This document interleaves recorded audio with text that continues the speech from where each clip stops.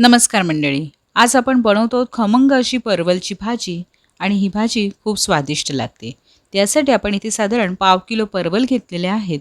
हे परवल आपण स्वच्छ पाण्यामध्ये धुवून घेतलेले आहेत. आता आपल्याला यांना साफ करून घ्यायचं आहे. यासाठी सुरीच्या साहाय्याने आपण याच्या मागच्या बाजूने एका साईडला अशी आपण याची साल खरवडून घेणार आहोत. याची साल जर आपण काढली नाही तर याचा कडवट असा स्वाद लागतो आणि परवल शिजायलाही खूप वेळ लागतो. त्याचा कडक स्वाद येऊ नये आणि भाजी चटकन शिजावी यासाठी आपण अशी साल काढून घेणार आहोत. आता साल काढून घेतल्यानंतर आपल्याला हे परवल एकदा धुवून घ्यायचे, पाण्यामध्ये व्यवस्थित असे धुवून घ्यायचे. आता तुम्ही पाहू शकता हे आपण साफ केलेलं परवल आहे आणि हे आधीचं परवल आहे. आता यामधला फरक तुमच्या लक्षात आला असेल.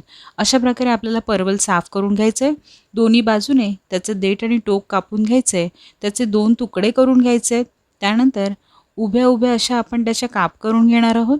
अशा पद्धतीने मी ही भाजी चिरून घेतलेली आहे. तुम्ही पाहू शकता लांबडे आपण त्याचे काप करून घेतलेले आहेत.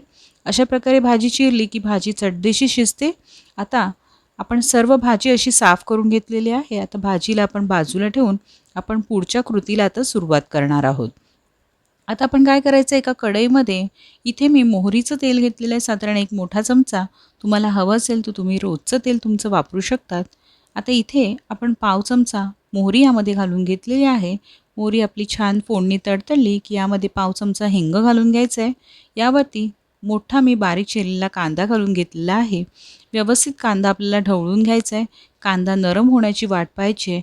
एक 2-3 मिनिटांनी आपला कांदा नरम झाला की आपण यामध्ये परवलची भाजी घालून घेणार आहोत. इथे परवलची भाजी आपण यामध्ये काहीही न घालता घालून घेतलेली आहे. व्यवस्थित परतवून घ्यायची आहे.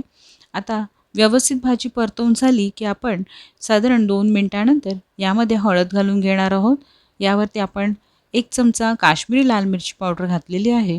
सोबत आपण पाव चमचा गरम मसाला घालून घेणार आहोत आणि यामध्ये आता आपण आपला मालवणी मसाला पाव चमचा घालून घेणार आहोत. आता हे मिश्रण आपल्याला व्यवस्थित एकत्र करून घ्यायचं आहे.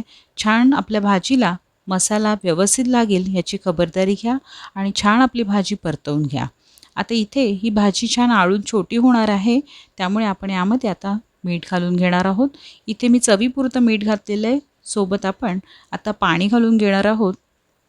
यामध्ये मी बेताचंच पाणी घातलेलं आहे. पाणी घातल्यानंतर आपल्याला भाजी एकदा व्यवस्थित कालवून घ्यायची आहे. तिला एकत्र करून घ्यायचं आहे.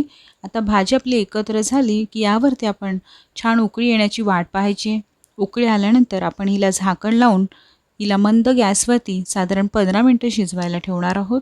15 मिनटानंतर भाजीतलं पाणी आपलं सुकून गेलेलं आहे. छान भाजी शिजलेली आहे. रंगही बदललेला आहे. आता यावरती आपण खोवलेला नारळ घालून घेणार आहोत. आता इथे खोबरं घातलेलं आहे. सोबत आपण बारीक चिरलेली कोथिंबीर घातलेली आहे. झटपट आपली भाजी तयार झालेली आहे. अशी गरमागरम सर्व करा. नक्की ट्राय करा ही रेसिपी. चॅनलला सबस्क्राईब करायला विसरू नका. धन्यवाद.